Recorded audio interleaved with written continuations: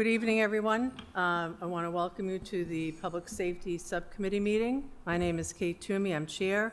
I'm joined by my vice chairperson to my right, Morris Bergman, and to my left, Councilor Louis Ojeda.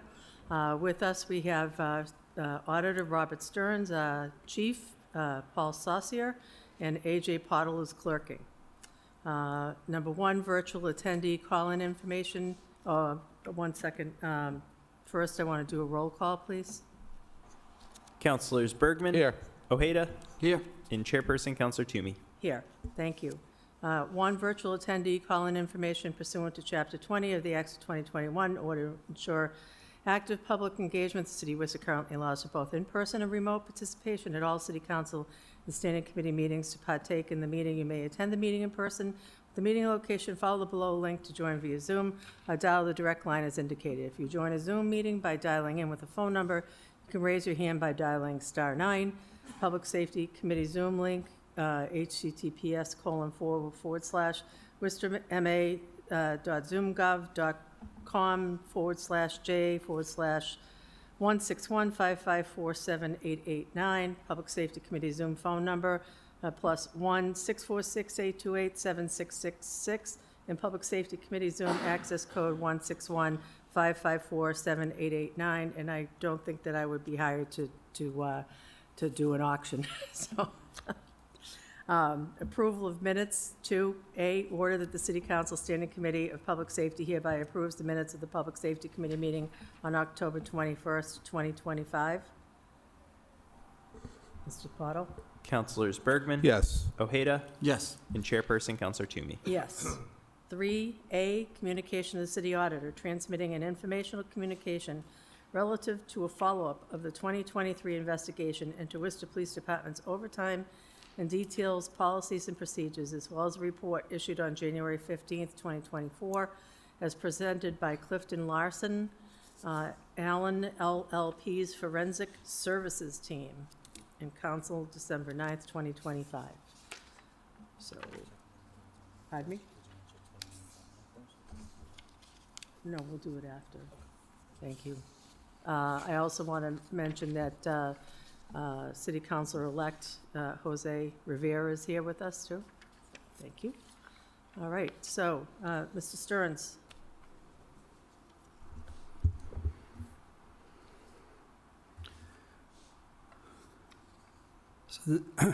Sorry. The city hired CLA, an external audit firm. They perform our annual audit on our financial statements. They have a forensic audit division or unit, and they conducted a review of the police details and overtime following allegations in 2022 of an officer submitting fraudulent detail and overtime slips. That investigation began internally in the police department after a vendor asked about an extra officer that was listed on an invoice that was sent to them. And then the internal investigation found that false names and signatures were used on those slips. The CLA Forensic Services Team, their engagement included a review of the policies and procedures and approved records, and also did some walkthroughs of the system. They examined the records. They conducted interviews of officers for their understanding of the policies. They completed phone interviews with a sample of vendors that received detail services. They did not find any other fraudulent or misappropriations, but listed some findings for improvements, including running all details through the detail office, including permanent details, which would provide better oversight and scheduling. Previously, permanent details, such as those services provided at retailers like Walmart or Price Chopper, were organized and assigned by officers and not through the detail office.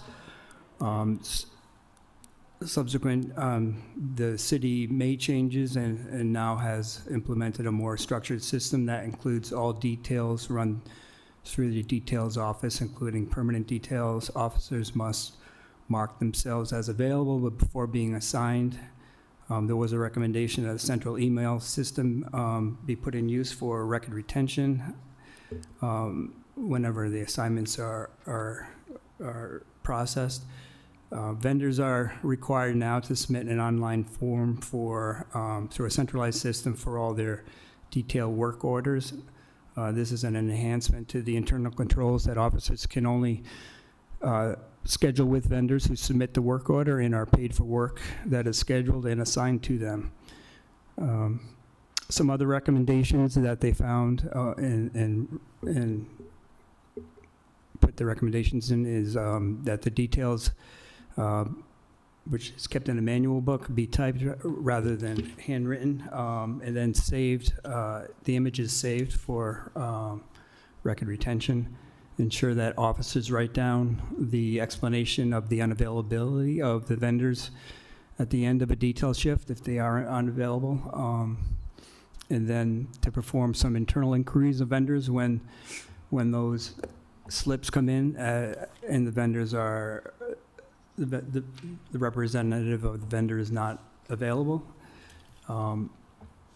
They also recommended reviewing and updating online policies, and conduct annual audits of the details. The enforcing with discipline the 18-hour rule. Currently, it's a reminder of the policies if somebody exceeds the 18-hour rules, and I don't think they noticed any exceptions. There is a policy exception dashboard now that the system, the time entry system, will highlight officers who exceed 18 hours in a 24-hour period or 96 hours in a week. The time entry system was updated to provide email alerts whenever somebody works in excess of 18 hours in a day. Current system is kind of a hybrid electronic manual system, and it's a custom built by the city. Ideally, it would be good to have it on a single ERP with we currently are implementing Workday, although due to the complexity of the scheduling and the time entry for the police department, we're going to be using the current system for the immediate future, but then look to either use Workday or find an application that it can integrate with Workday. So it's a more modern, updated system where time entry that is submitted and approved is all documented electronically, and maybe even the availability of GPS to substantiate officers working at a detail when the representative is unavailable at the end of the shift. Okay, my first question is, how was Clifton Larson chosen to begin with for the original audit? So we have we've used Clifton Larson financially for the financial statements for many years. They were under a current contract, and I had a discussion with the person that I deal with about the availability of, so this is the first investigation, and they said they had a forensic audit unit, and I asked if they would be interested in or could perform a forensic audit on after the fraud was or the allegations of fraud were first discovered. And then the follow-up was in 2025 to the first report with the findings and to see what changes have been put into place. Chief? To the chair, I just want to clarify one thing. Number one, CLA did not identify any material instances of fraud or misappropriation. In the original investigation in 2023, there was not multiple officers involved in some type of fraud.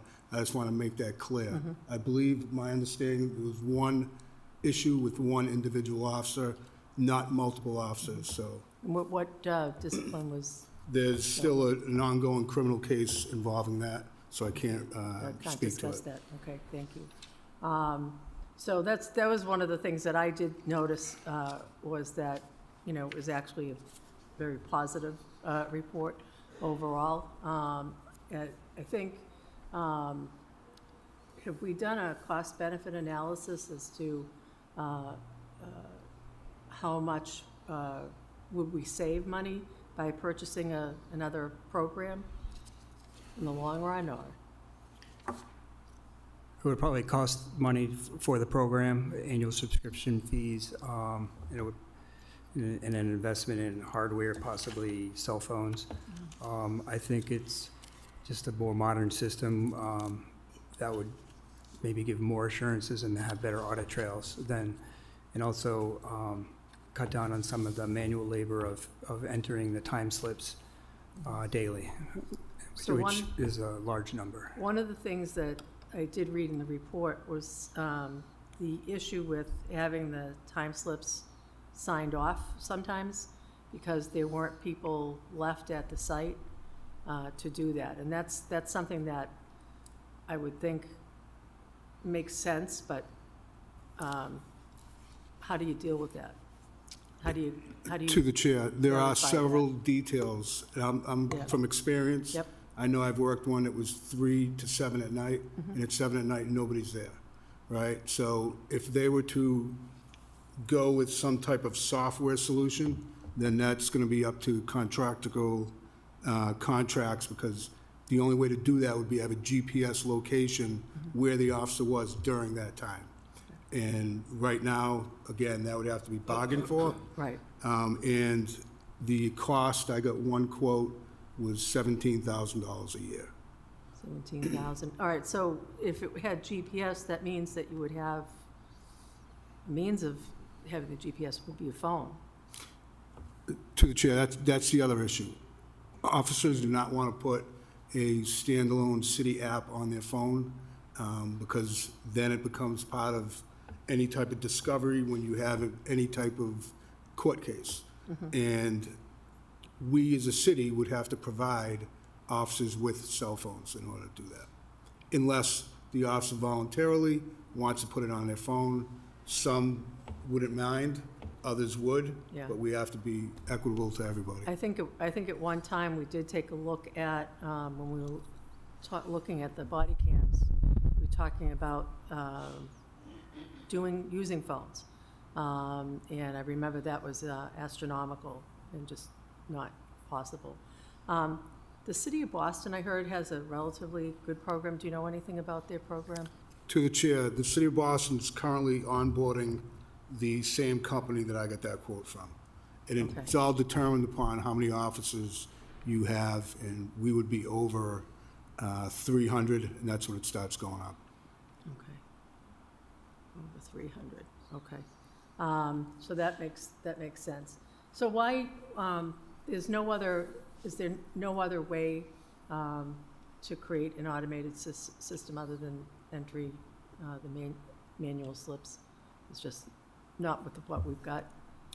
To the chair, they're trying to have everything into an electrical format as possible, as far as when the officer is alerted to not having a slip turned in, then they can get locked out if it's not turned in within 7 days. That communication goes to the officer, and that's recorded. It's like a receipt, like you send an Okay. email. Things like that we're trying to do when a vendor calls in saying they're requesting a detail. That information is input into the internal computer system so that they can also go back on that. And we also changed where there are individual details that officers have, we used to call them private details, where the officer used to set it up between themselves and the vendor. Now the vendor needs to call into the police station, or I'm sorry, they need to email within the system to complete a record. Okay, So there's been written- several advancements since these. I mean, these audits are good. I welcome Yeah. them. Good. Yeah. How many more are we getting? What's your thought process on this report and the improvements and things that we've done and things that are still need to be done? What are your thoughts on that?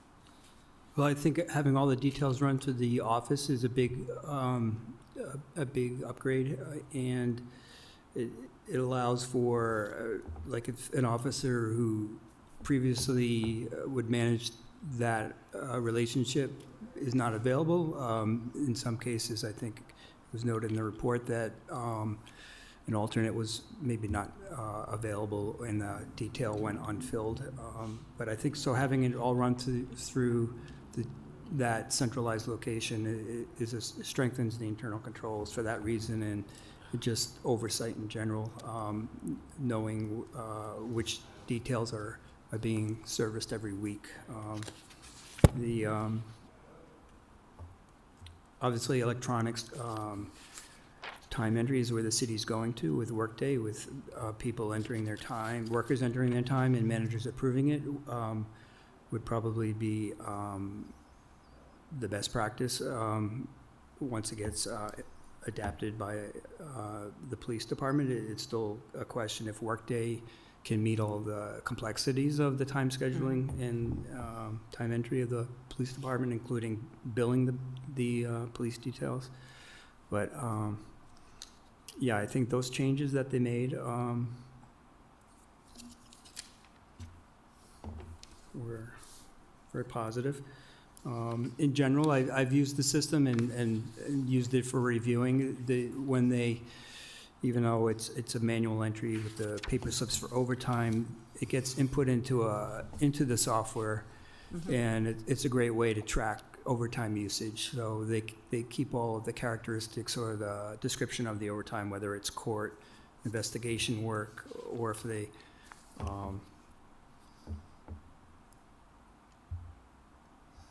or exceeding hours or something like that, that dashboard. So that whole system has been, since the start of the audit, 2022, has improved. Has improved, okay. To the chair, Chief. we're also implementing several trainings that were recommended by the company. Yep.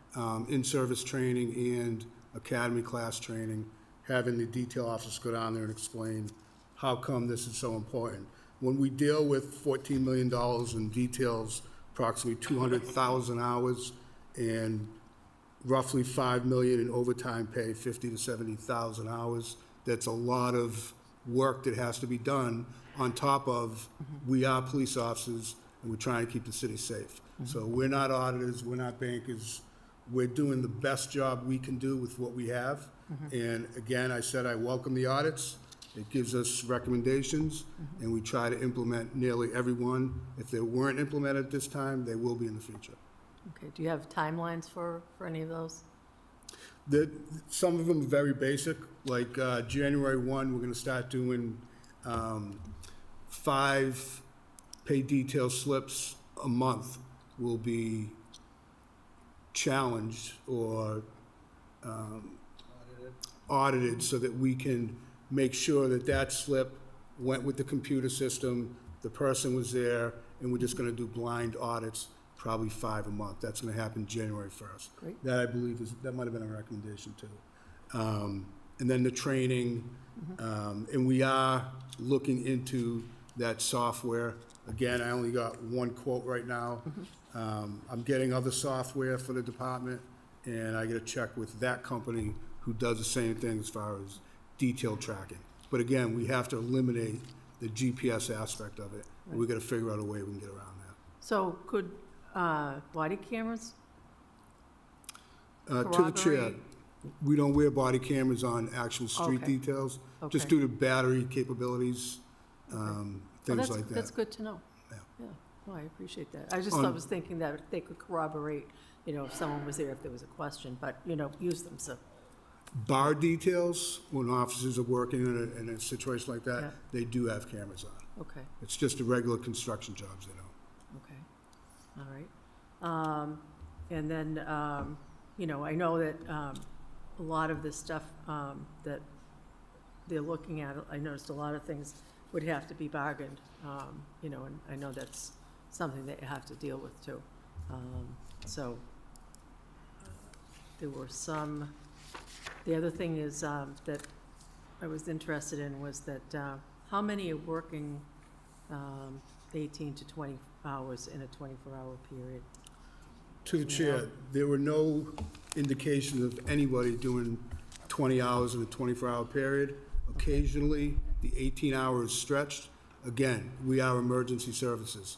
If I work the detail this morning and I'm on Detective Bureau tonight, and at 9 o'clock I get a homicide, I'm not coming home. Right. We do try to tell people they have to leave, but depending on the circumstance, if I'm interviewing a murder suspect, I can't just walk away. So that is classified as an emergency, which has to be vetted, and then that would be okay, but for the most part, 20 hours, everybody goes home. Okay, it says here that reports saved in the system for officers working with 16 hours needs to be updated to 18 hours. That was a contractual thing where it was 16 hours, it Yeah. went to 18 last time. Yep, And there's a dashboard that the commanding officers look at, and they're also alerted to if somebody surpasses that. And when they do, we have them write a interdepartmental correspondence indicating the reasoning for it.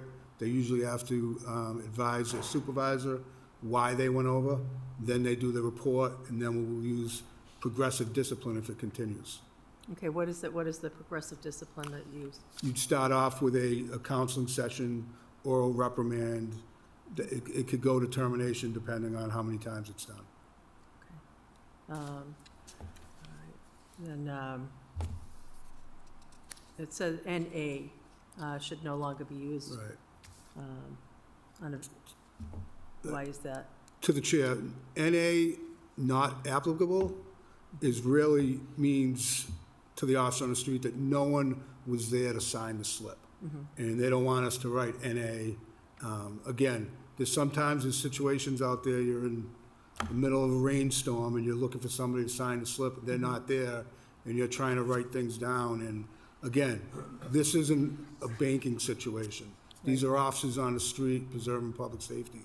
So there are times when, the slip cannot get signed, and we do our best to make sure that happens. And again, when it doesn't, they are questioned about it.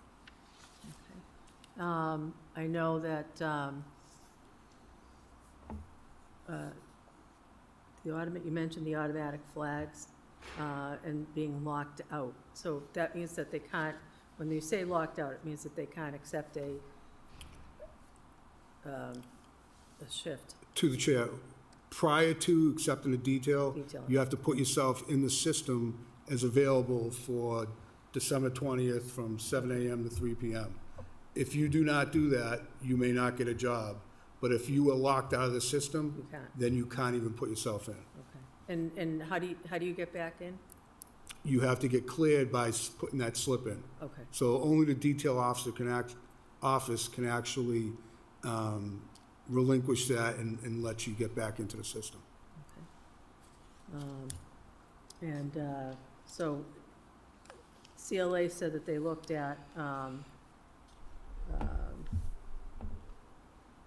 new tools and metrics for monitoring irregular activity, reporting time and attendance information, and they mentioned Connect Team and In Time and Power Details. Have you heard of Correct. any of those? Power Details is a system, we use Power DMS right now for all our policies, so that's a subset of that company. Power Details? Right. The other two I haven't heard of, but I did get a quote from a different company, and I just don't want to put it out there. Yeah, I'm familiar with Power DMS. Right. For my job. So it'll be interesting. So compliance is really improved dramatically from what I've read with this report. To the chair, I believe so. I mean, we can always do better, and that's what we're Yeah. trying to do. Okay. Do you have any questions?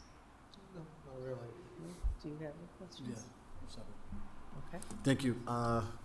To the chair, I'll probably just go backwards since we were just talking about some things just now to the chief. Can you just explain, so I can have a better idea on people if they're watching or listening? 20 hours is the max that someone can do, but can you explain like their day? So if someone starts at 7 and they go till their regular hours are till, what we got, till 3, they do an overtime. And that overtime brings them close to their 18 hours or whatever it may be. They are required to be back the next day at 7. Say their shift is at, can you just explain that? Through the chair of the council, you actually have to have, if you work that amount of hours, you have to have a full shift off prior to working another one. The easiest explanation is I worked an 8-hour detail this morning. I go into work at 3 or 4 o'clock. Before I go home, an emergency occurs. And barring that, we don't want people signing up voluntarily for other things, overtime, what have you, like a foot beat, knowing they've already worked the detail in the regular shift, and that's what this does. That eliminates that scenario. Okay, so, through the chair, so then, thank you. So then, does the system identify someone's hours that they've worked? So when they try to sign in, it identifies, say, it doesn't allow them, say, nope, you've already worked this many hours. We can't allow you to take this. Through the chair to the council, the commanding officers monitor that. Okay. And they do receive reports. We have a dashboard. You can go in and see every officer, how many hours they worked. And when they're at that 18 hours, they do get flagged. Okay. And that's when the commanding officer follows up. All right, and then, just talking about the, automated, officers don't want to use their cell phones with the app, and I understand that. But is there any talks about going to like an email process where if someone signs up, in order for them to get that sign off, that person that signs off, so you sign up, I have to sign off, I'm at the, doing the detail, you have to sign off. I know there's the slips, but is there a way where it can be an email thing where the email comes in and then I get the email, the officer signs off, I get the email, and I sign off as well? Is that something that's been talked about? I haven't talked about that part. Okay. All right, because I know, you know, I do the basketball games, and I have to sign off on some of the slips, and some of the slips are hard to read. I'll be honest with you, it's really tough, and I have to send those in, and then they'll give me a call back. Who was the officer? What was his name? I'm like, I have a hard time reading it myself. So just looking in that way, I think that helps. If understandably, I mean, an email is very different because you're going to check your email versus an app on the phone. So maybe that's just a way someone can look into, you know, signing off and make it a little easier. And then when you had mentioned about the GPS, that GPS will identify where they're at doing their hours. You know what I mean? If they have the phone, just in case, say that has happened, would the GPS be able to identify? Through the chair to council, that's correct. The only other issue with that is sometimes you sign up for a detail 123 Main Street. After 2 hours, that detail now moves to Grove Street. Another 2 hours, it could move to Canterbury Street. So your GPS location would fluctuate. Correct. So again, how do you verify the final thing if the vendor couldn't sign off on it? Right. So thank you. I just wanted to be aware of that. And then I know the information we have here provided us with some of the performance issues was mainly, not mainly, but there was excessive work hours and obviously staffing shortages. We know where we're at with the staffing, bless you. We know where we're at with the staffing shortages, but how are we looking with the excessive hours? Is that something that we're more in control of? Is that more on whoever the officer or the sergeant or? Through the chair to the council, right now, I don't think anything was identified as people going over 18 hours. And again, when that happens, it's usually due to an emergency, and they're getting called in. If a SWAT team got called in right now, and somebody already worked a detail and they're working a regular shift, even though it's halfway through that shift, they could end up going into an overtime capacity after midnight, and they're still on scene. So that would up your total hours. Okay, and lastly, it mentioned here about priority is given to officers with no hours, but because of the high demand, any available officers typically accepted.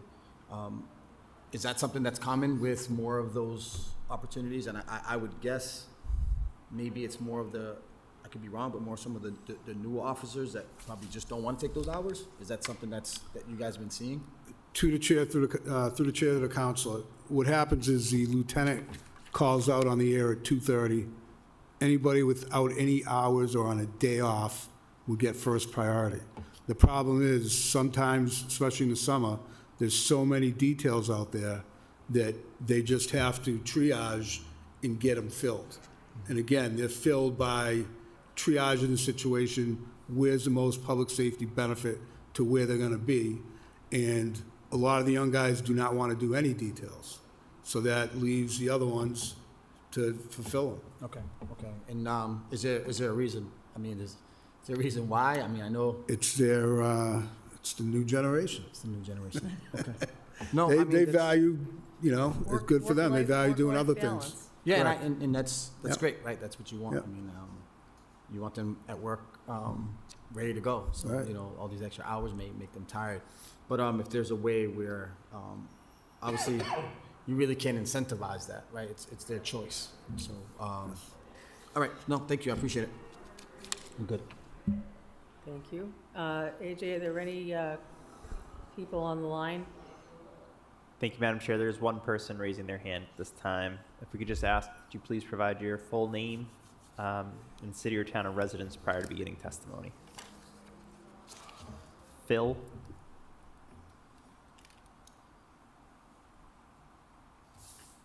Madam Chair, oh, there. Ask the person to unmute. It doesn't appear they're unmuting. And that's the only person, Madam Chair. So they're not, They're not speaking. okay. All right. Anybody in the audience have any questions or comments or? Okay. I just want to reiterate that I was very pleased to read of all the improvements, and I know that it's a work in progress. We are in the midst of, getting other software, and the thing that I'm pleased with is the continued collaboration and making sure that the i's are dotted and t's are crossed, and that we're providing accurate and detailed information so that we have handle on all of this. One of the other things that I would imagine would be important, that would help too, is adequate staffing, making sure that we have enough police officers to be able to cover some of these things as well. How many officers are we down right now, Chief? As of 9 o'clock this morning, we're down 35 physical spots, and then we have an additional 21 that are either deployed long-term military or injured on duty. IOD, okay. And currently, our complement is supposed to be 487. 487. Is that adequate for No. our city of Worcester size? No. What would do you have a number determined? To the chair, I know Springfield, I believe they have 50,000 less people in population, but they have probably 40 to 50 more police officers than Worcester does. And it's my understanding that we lost a few officers this month, two other departments that are recruiting heavily, including one right next door to us. Correct, we lost one today. Two other people are retiring next week. We have another officer that may be leaving, so, yeah, we're getting pretty thin. Okay. Well, I would file a chairman's order to get a report back on that so that we can bring it to the council, and recommendations for increasing our population of police officers. Is very important, especially where we've got the classes that are, all came together. What is that, how many people were in that class, those classes, To the chair, approximately 100. that could legally go over the next 2 years, right? Over the next year, correct. Next year. Yeah. Okay. Very important. Well, I just want to say thank you to Mr. Stearns and the chief and all of the staff that were involved. I know that there was a lot of work gone into this, and I know that it's a work in progress, and I'm grateful to see the continued progress, and I look forward to updates on this coming forward. All right. All those in favor of the chairman's, well, we don't need to do that, right? Okay, so I would, what, you have one more? Through the chair to the chief. with these numbers, right, you know, that's a total of 60, 35 and 25, that's 60, and, you know, more to come, but we're hoping to, you know, increase that. Do you have any ideas or thought on how can we retain? Because we can, you know, do our best to get more officers to come in, but we're moving them, they could potentially just move on to other districts. You know, so is there anything that, you've been at this a long time, right? And so you understand some of the reasons why people are going. Obviously, we just talked about some of the newer staff that just wouldn't want to do those extra hours. Is there any talk about that on doing something different so we make sure we retain them? I think we need to have that probably come in a report because it's not on here. So What's not? do it in a report. Okay, but I just wanted Okay. to know if you had any. All right. Bring a report. Okay. All right. All right, so Well, he in the could- chairman's order to do that because that's why I asked for the report on the other thing. So, all right, So then, would that be a chairman's order you're saying then? Yes. Okay. Okay. All right, so we're going to conclude this meeting, and I want to thank everybody. Thank you very much